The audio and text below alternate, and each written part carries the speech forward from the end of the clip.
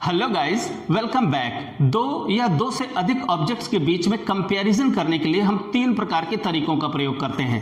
पहले तरीके का नाम है पॉजिटिव डिग्री, दूसरे तरीके का नाम है कंपैरेटिव डिग्री और तीसरे तरीके का नाम है सुपरलेटिव डिग्री। आशा करता हूं कि आप लोगों ने पिछले दो वीडियोस जरूर देख लिए होंगे। जी हां, मैं बात कर रहा हूं positive degree and comparative degree की। अगर आपने अभी तक उनको नहीं देखा है तो प्लेलिस्ट में जाकर के उन वीडियोस को जरूर देख लें, क्योंकि इस वीडियो के बाद में मैं आपको पढ़ाने जा रहा हूं interchange of degrees of comparison. और इंटरचेंज करने से पहले आप लोगों को बहुत अच्छी तरीके से पता होना चाहिए कि पॉजिटिव डिग्री के कितने स्ट्रक्चर्स होते हैं, कंपैरेटिव डिग्री के कितने स्ट्रक्चर्स होते हैं, सुपरलेटिव डिग्री के कितने स्ट्रक्चर्स होते हैं और इन सब का प्रयोग हम कैसे करते हैं। इसलिए आपको ये तीनों ही वीडियोस देखना बहुत ज्यादा जरूरी है, इससे पहले कि मैं आपको interchange of degrees of comparison पढ़ाऊं। आज के इस वीडियो में मैं आपको सुपरलेटिव डिग्री का यूज बतलाने जा रहा हूं कि हम सुपरलेटिव डिग्री का यूज हम कहां करते हैं, कब करते हैं, इसके कितने स्वरूप होते हैं और वो सारी छोटी छोटी बातें जो इंटरचेंज में काम आने वाली हैं। इसलिए इस वीडियो को शुरू से लेकर और लास्ट तक जरूर देखिएगा और फिर इसके बाद फुल्ली प्रिपेयर्ड हो जाइए इंटरचेंज करने के लिए। तो चलिए वीडियो को शुरू करते हैं।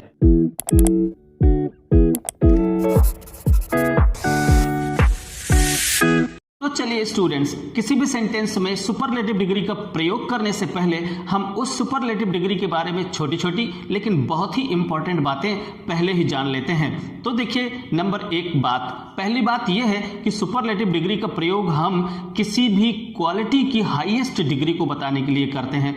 अभी ये हाईएस्ट डिग्री कैसी होती है, क्या होती है, ये आपको समझ में आएगा।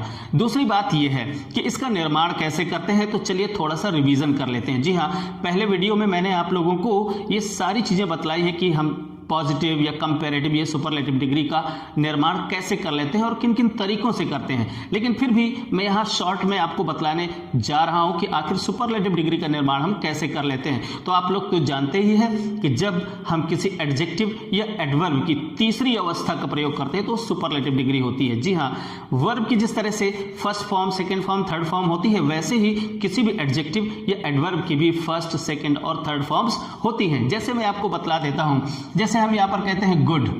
गुड क्या है? ये फर्स्ट फॉर्म है एडजेक्टिव की। इसका सेकंड फॉर्म क्या है? बेटर। और इसका थर्ड फॉर्म है बेस्ट। जी हां, तो ये है पॉजिटिव डिग्री, इसे कहते हैं कंपैरेटिव और इसे बोलते हैं सुपरलेटिव डिग्री। लेकिन बहुत सारे ऐसे एडजेक्टिव्स होते हैं जिनको आप फॉर्म कर सकते हैं। ये तो ऐसे हैं जो रेडीमेड हैं, बने बनाए हैं, इनको तो लर्न करना ही पड़ता है। लेकिन अधिकांश ऐसे एडजेक्टिव्स होते हैं और एडवर्ब्स होते हैं जिनको हम फॉर्म कर सकते हैं, यानी उनकी कंपैरेटिव डिग्री बना सकते हैं और सुपरलेटिव डिग्री भी बना सकते हैं। तो कैसे? आप लोगों को मैं पहले भी बतला चुका हूं कि ऐसे एडजेक्टिव्स या ऐसे एडवर्ब्स जो मोनोसिलेबिक होते हैं। मोनोसिलेबिक का मतलब होता है जिसमें एक सिलेबल होता है।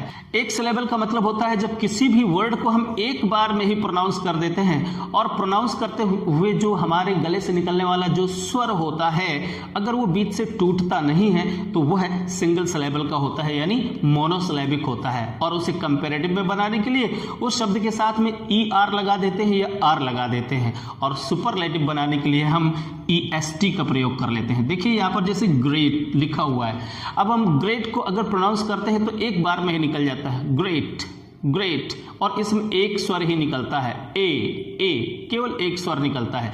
जी हाँ, इन्हीं को हम बोलते हैं मोनोसिलेबिक। और जब हमें इनको सुपरलेटिव डिग्री बनाना होता है तो हमें क्या करना होता है? सिंपली उस वर्ड के बाद में EST और जोड़ देते हैं। जैसे यहाँ पर ग्रेट के साथ में EST जोड़ दिया तो क्या बन गया? ग्रेटेस्ट। जी हाँ, ये ग्रेट की सुपरलेटिव डिग्री है, यानी ग्रेट मीन्स महान, ग्रेटर उससे महान और ग्रेटेस्ट सबसे महान। जी हाँ, तो इस प्रकार से हम सुपरलेटिव डिग्री का निर्माण कर लेते हैं ऐसे शब्दों का जो मोनोसिलेबिक होते हैं। अब दूसरे प्रकार के वो वर्ड्स होते हैं जो एक सिलेबल से अधिक के होते हैं, यानी 2 सिलेबल हो सकते हैं, 3 सिलेबल हो सकते हैं, 4 सिलेबल हो सकते हैं, यानी जो लॉन्गर एडजेक्टिव्स एंड एडवर्ब्स होते हैं उनके साथ में हम इस EST का प्रयोग नहीं करते हैं, बल्कि क्या करते हैं, वहां उस एडजेक्टिव या उस एडवर्ब से पहले हम द मोस्ट का प्रयोग कर देते हैं।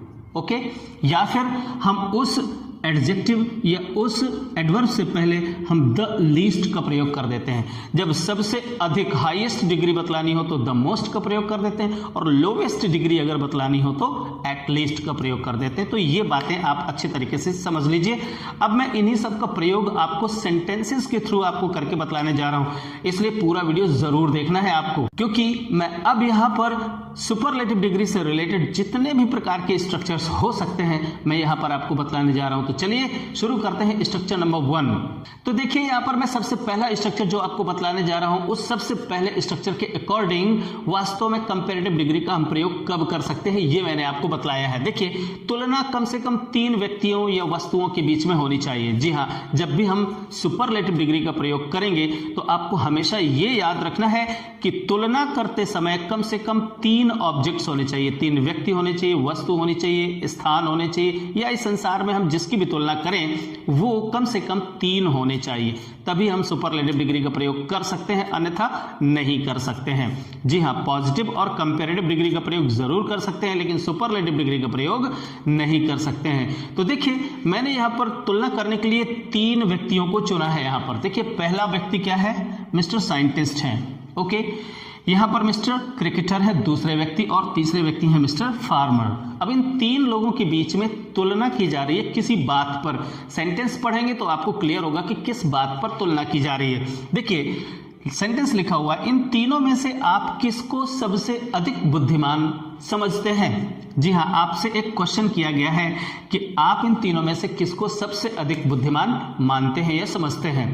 तो देखिए इन तीनों व्यक्तियों के बीच इनकी बुद्धिमानी को लेकर, बुद्धिमान मीन्स इंटेलिजेंट, ये इंटेलिजेंट नामक जो वर्ड है वो क्या है, वो है एडजेक्टिव, ठीक है ना। और इसी एडजेक्टिव या ऐसा ही कोई दूसरा वर्ड हो सकता है जो एडवर्ब होगा। मैं अभी आपके कुछ एग्जांपल्स आगे चल करके एडवर्ब्स के भी दूंगा, यहां पर फिलहाल क्या है, एडजेक्टिव है। इस एडजेक्टिव को सबसे अधिक बुद्धिमान, जी हां, अब ध्यान से सुनिए, जो आपको सबसे जरूरी बात ये सुननी है कि हिंदी सेंटेंसेस में जब कभी भी ये शब्द लगाओ, सबसे अधिक या सबसे कम, जी हां, अगर ऐसा कोई शब्द लगा होता है तो ऐसे सेंटेंसेस को इंग्लिश में ट्रांसलेट करने के लिए हम सुपरलेटिव डिग्री का प्रयोग करते हैं। तो चलिए इस सेंटेंस को ट्रांसलेट करते हैं। देखिए जरा, इन तीनों में से आप किसको सबसे अधिक बुद्धिमान समझते हैं। तो पहली बात तो ये क्या है, ये एक इंटरोगेटिव सेंटेंस है। तो चलिए इसको ट्रांसलेट करना शुरू करते हैं।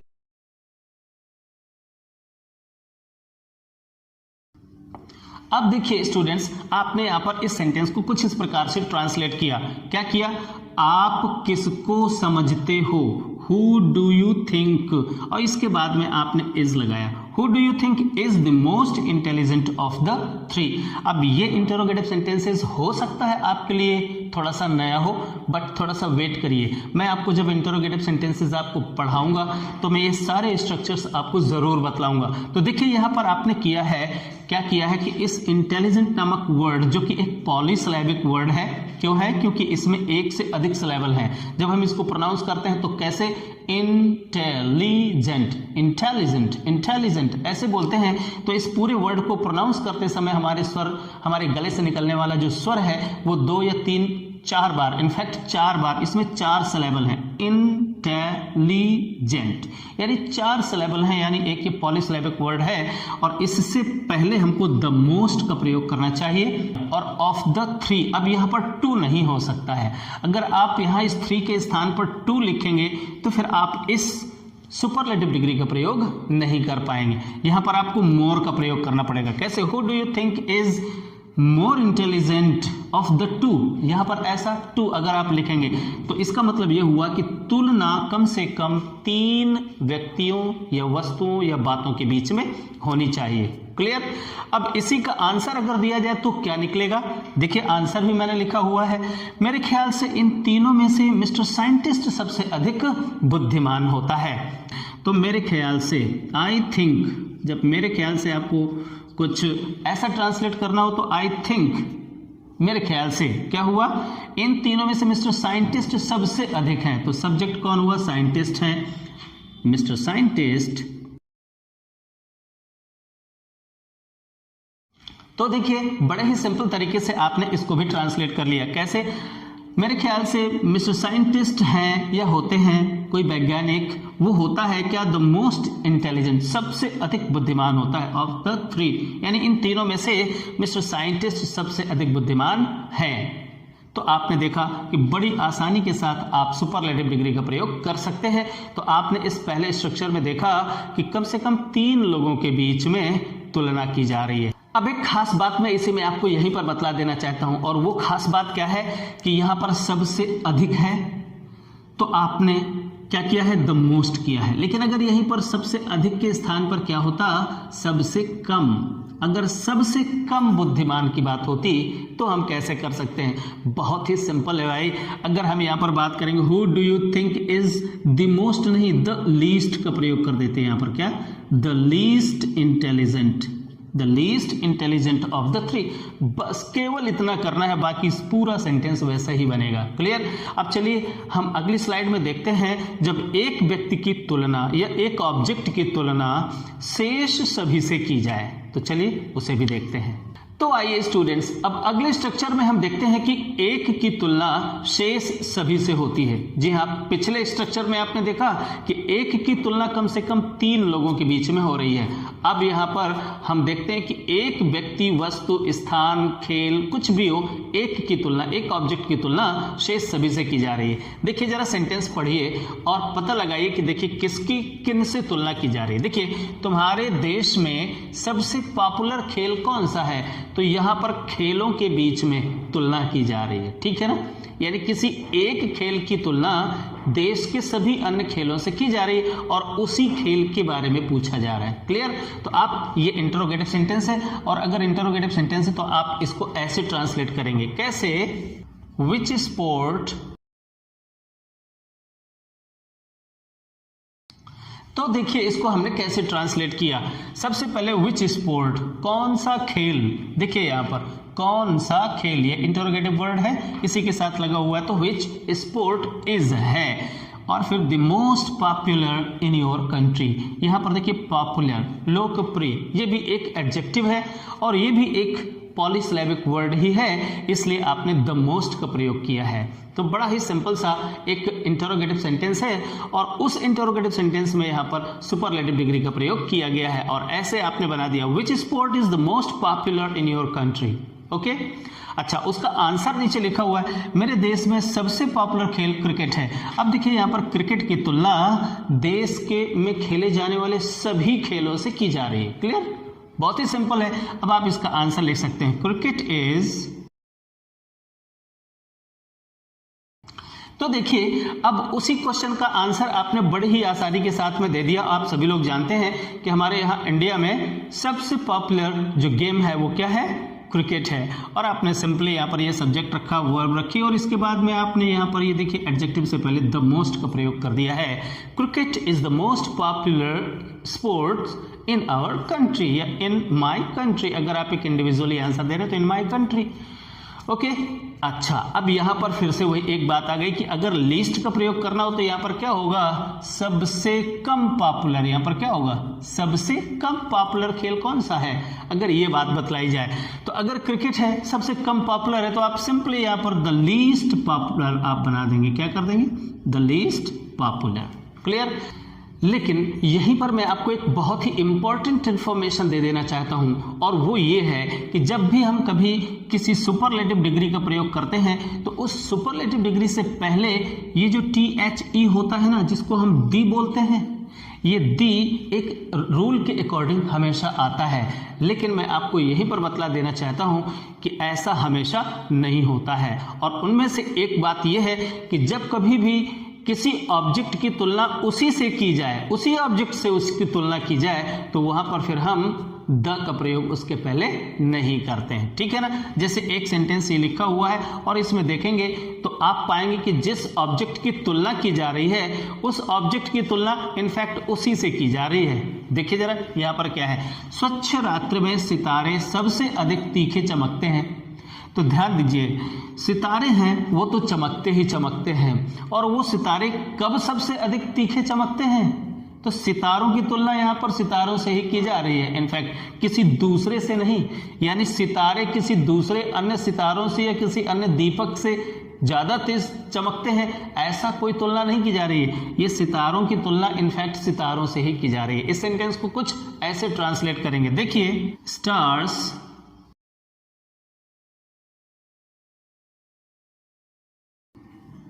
अब देखिए स्टूडेंट्स, इसको हमने कैसे ट्रांसलेट कर लिया। देखिए यहां पर है स्टार्स, सब्जेक्ट हो गया, सितारे चमकते हैं, क्लियर। स्टार्स शाइन, ये सब्जेक्ट हो गया, ये वर्ब हो गई। अब इसके बाद कैसे चमकते हैं, सबसे अधिक तीखे, यानी मोस्ट ब्राइटली। अब यहां पर मोस्ट के पहले हमने दी का प्रयोग नहीं किया है, क्यों? क्योंकि इन स्टार्स की तुलना किसी अन्य स्टार्स से या किसी दूसरे ऑब्जेक्ट से नहीं की जा रही है।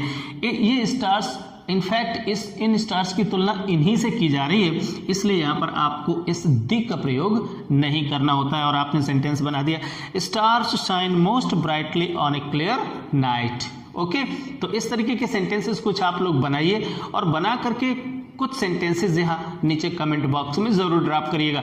अब चलिए एक बहुत ही इंपॉर्टेंट स्ट्रक्चर आपको बतलाता हूं जिसमें आप वन ऑफ द का प्रयोग करते हैं और ये बहुत कॉमन सेंटेंस है, इसकी भी जानकारी आपके पास होनी चाहिए।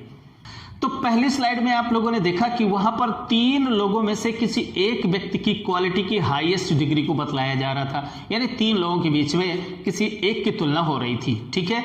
दूसरी स्लाइड में आप लोगों ने देखा कि एक ऑब्जेक्ट की तुलना शेष सभी से की जा रही थी, यानी एक को सबसे हाईएस्ट डिग्री का बतलाया जा रहा था। अब यहां पर मैं आपको यह बतलाने जा रहा हूं कि तीसरे स्ट्रक्चर में किसी एक ऑब्जेक्ट या एक व्यक्ति की तुलना सबसे नहीं की जाएगी बल्कि अधिकांश लोगों में से की जाएगी। जरा इस सेंटेंस को पढ़िए तो आपको बात बहुत अच्छी तरीके से समझ में आएगी। देखिए जरा यहाँ पर क्या लिखा हुआ, विलियम शेक्सपियर अंग्रेजी साहित्य के सबसे महान नाटककारों में से एक हैं। सबसे महान नाटककार नहीं है वो, सबसे महान नाटककारों में से। तो इसका क्या मतलब हो गया कि इंग्लिश लिटरेचर में सबसे महान नाटककार कई हैं, विलियम शेक्सपियर अकेले नहीं है। हाँ, विलियम शेक्सपियर उन महान, जो सबसे महान नाटककार हैं उनमें से एक हैं। तो एक ऐसा स्ट्रक्चर भी होता है, सबसे महान नाटककारों में से एक। देखिए एक तो ये सबसे आएगा, यानी कि ये तो हाईएस्ट डिग्री को बतलाता है, और उनमें एक फ्रेज और भी लगा होगा, में से एक। अब इस स्ट्रक्चर को भी आप बड़े अच्छे से ध्यान से देखिए और इसका ट्रांसलेशन कैसे करते हैं। चलिए शुरू करते हैं। विलियम शेक्सपियर हैं, सबसे पहला तो यही हो जाएगा, यानी विलियम शेक्सपियर।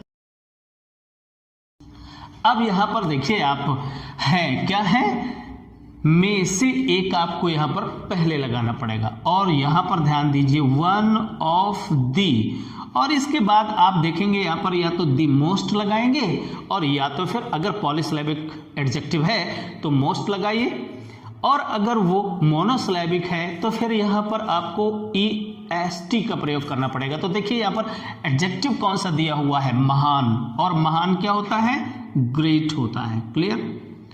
और ग्रेट ये क्या है, ये एक मोनोसिलेबिक वर्ड है, इसलिए इसमें आप क्या करोगे, EST लगाओगे, मोस्ट का प्रयोग नहीं करेंगे। ओके, तो चलिए कर दिया EST। तो ये सेंटेंस कैसा बना, William Shakespeare is one of the greatest. Okay, अब इसके बाद हमेशा ही एक नाउन जरूर फॉलो करता है, ध्यान दीजिए, वो क्या है, नाउन, और वो नाउन क्या है, नाटककार, ठीक है ना। तो क्या है, ड्रामेटिस्ट। अब यहां पर बच्चे लोग बहुत सी गलती करते हैं, और वो गलती क्या है कि यहां पर ये जो नाउन है उसको सिंगुलर नंबर में ही यूज कर लेते हैं। तो आप हमेशा ध्यान में रखिए कि अगर वन ऑफ दी और फिर इसके बाद यहां पर सुपरलेटिव डिग्री रखी हुई है, तो सुपरलेटिव डिग्री के बाद आने वाला जो ये नाउन होगा वो हमेशा ही प्लूरल नंबर में होगा। ड्रामेटिस्ट्स आपको ये लिखना होगा, ये पॉइंट आप हमेशा याद रखिए, बहुत सारे बच्चे लोग यहां पर गलती करते हैं। ओके, और क्या है फिर इसके बाद, अंग्रेजी साहित्य के, ऑफ इंग्लिश लिटरेचर। ओके, इस तरीके से आप लोगों ने ट्रांसलेट कर दिया। यहां पर क्या है, एक सेंटेंस वैसा ही लिखा है मैंने आपके लिए, और इस सेंटेंस को आप लोग ट्रांसलेट करके नीचे ड्रॉप करिए। देखिए जरा, जोसेफ मेरी कक्षा के सबसे चालाक लड़कों में से एक है, बिल्कुल सेम ऐसा ही है, और आपको ऐसा ही ट्रांसलेशन बना करके और नीचे कमेंट बॉक्स में ड्रॉप करना है। अब सुपरलेटिव डिग्री में अगर कुछ भी शेष बचा हुआ है, मैं आपको अगले वीडियो में जरूर डिस्कस करूंगा। जी हाँ, अब अगले वीडियो में मैं आपको बताने जा रहा हूं interchange of positive, comparative and superlative degree. तो जी हाँ, यहाँ पर भी ये एक बड़ा टॉपिक है, इसलिए अगले वीडियो में तो मैं आपको बतलाऊंगा interchange of positive and comparative degree. तो मिलते हैं अगले वीडियो में, तब तक के लिए बाय बाय।